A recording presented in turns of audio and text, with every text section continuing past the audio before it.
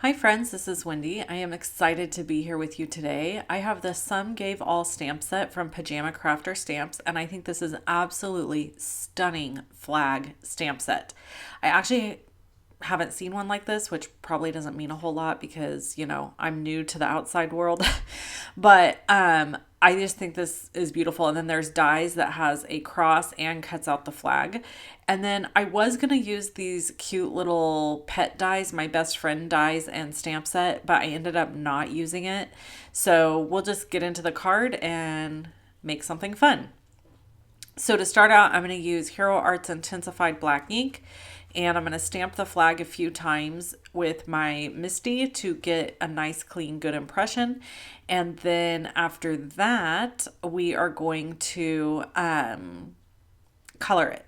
So I'm going to speed the coloring up a lot because it took me a long time to color this flag. Mostly because it was hard for my eyeballs to figure out which lines were which.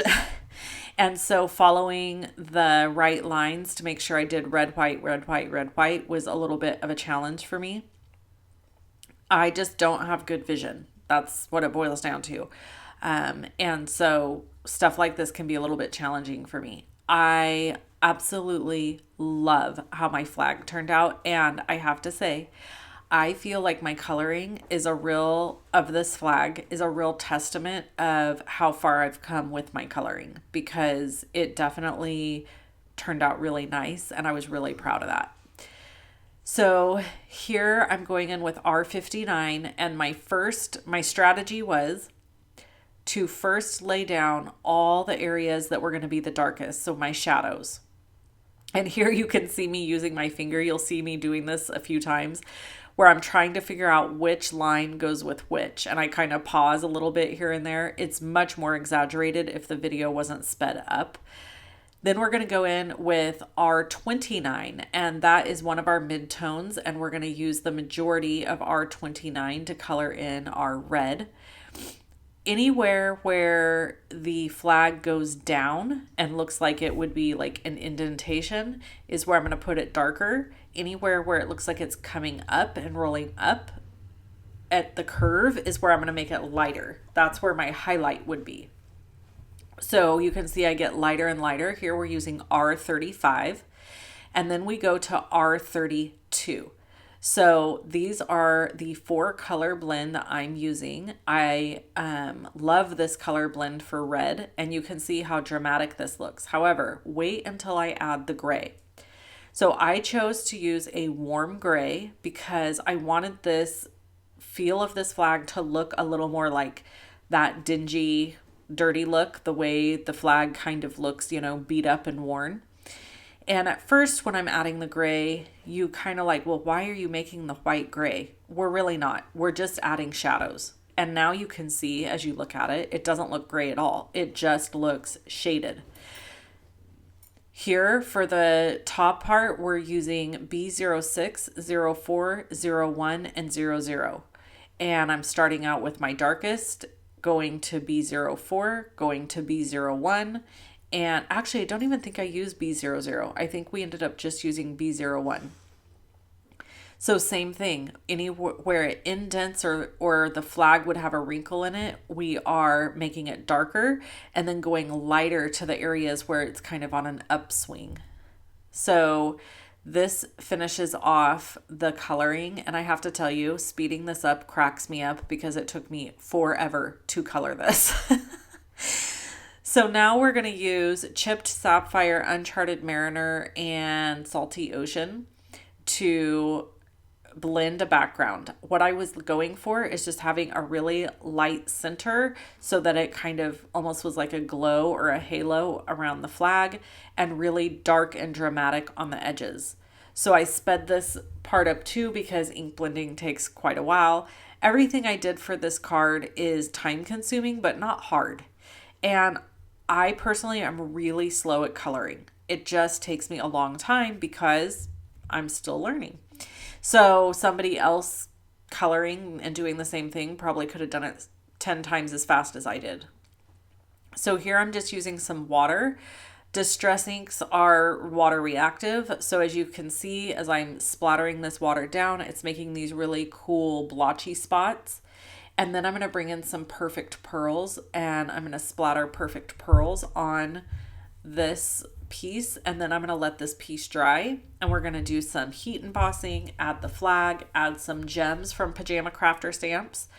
And then this card will be finished. So really quick, before I get too much further into the card or anything else, I just want to take 2 seconds to talk about Pajama Crafter stamps. I am on their design team, and this video is for their design team. And I just have to tell you, Joy is such a joy. She is a really fun person, and she is just getting going with her business. So if you like this stamp set, I just really encourage you to go grab it from her store. I will link to it below. I am not an affiliate. I do not earn any sort of money whatsoever from Joy for sharing her products.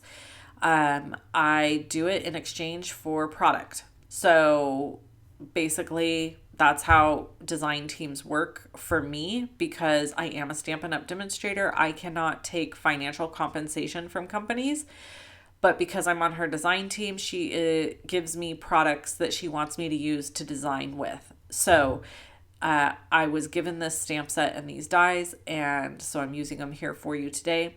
I decided to make this card a Happy Veterans Day card because I have a handful of veterans in my life that I know I could bless with this, and I know I'll have to hang on to it all the way until November, but that's okay. I didn't really want to give this as a Memorial Day card, but I thought a Veterans Day card would be nice. And Memorial Day is obviously fast approaching, so if you are so moved, you could do it for that. The other thing I thought I might do is color this flag again, die cut it, and maybe like put it on a little stick, or laminate it and put it on a little stick, and then put it on my grandpa's headstone. He was a World War II veteran, and I just think this flag is so beautiful, and I don't know, I do enjoy visiting him and my grandma, and I thought that this would be a pretty thing to leave there. So, that is another thing. The other thing I thought that you could do is you could color this flag, put it on a stick, and add it to a bouquet of flowers. You could add it to, like, if you did paper flowers, it would be really pretty. You could use it in a scrapbook page very easily. So it just kind of has a lot of options. And if you're if you're patriotic and you enjoy the American flag, I think that this stamp set is great. So, here everything is dry on the card, and I'm adding my Versamark ink and then adding my white embossing powder, and I'm going to heat set that sentiment. And then basically we're going to assemble the card. I mean, there's not much to this card except that it's just time consuming. I'm using adhesive sheets from Stampin' Up! To adhere it down, and then we're going to pop up the flag and the card will be finished. So we only have a few more minutes before the end of the video, and I thought I would sneak in just a little bit of snorry time. I guess if it's a boring story, you could call it snorry time. So what's happening with us? Not a lot. I mean, same old, same old. My daughter went to FFA State Conference. For those who are not familiar, FFA stands for Future Farmers of America. And it is just a program much like 4-H for country kids. It's just a program that teaches you about agriculture, leadership, having a good positive attitude. She said that it was really fun. There was a dance. There was lots to do, lots to learn. She got to go by the Cal Poly booth, which is a college here in California that she really wants to attend. Or at least as of right now. Remember, she's in high school, so things change like the wind around here. But for a long time, she has expressed wanting to go to Cal Poly. So, she got to stop by their booth. They had a booth, and she got like a free little keychain thing and got to talk to a couple girls that go there. And so she just had a really, really good time. She was gone for 4 days, and that was rough. Like the first day wasn't bad, but as we got further into the time away, my mama heart really started missing her. And then I was also taking care of her horse while she was gone. And of course, it started raining. So I had to clean her stall one day, and there was just a lot going on. And so I didn't mind at all taking care of her horse. I used to have horses when I was young, and I was never very good at it. And they always kind of scared me, if I'm being honest. But I have gotten so much more confidence since Macy has started her journey with her horse and being around them. I've taken a few of my own lessons, learning more about them. And I've just discovered that once you kind of understand their behavior patterns and their personality, there's other words I'm looking for that I'm not finding right now, but once you kind of, behavioral, like the way they behave in a herd, things like that. Once you kind of understand all of that, it makes them less scary because you kind of understand what they're doing and why. So anyway, yeah, that's been life over the last week, and we're gearing up for Easter. We are hosting Easter this year. So we host Easter every year, I think. I just really like hosting Easter. It's kind of a legacy thing for me. My grandparents always had Easter at their house, and then my aunt had it at her house, and I'm trying to carry on the tradition of the way they did things.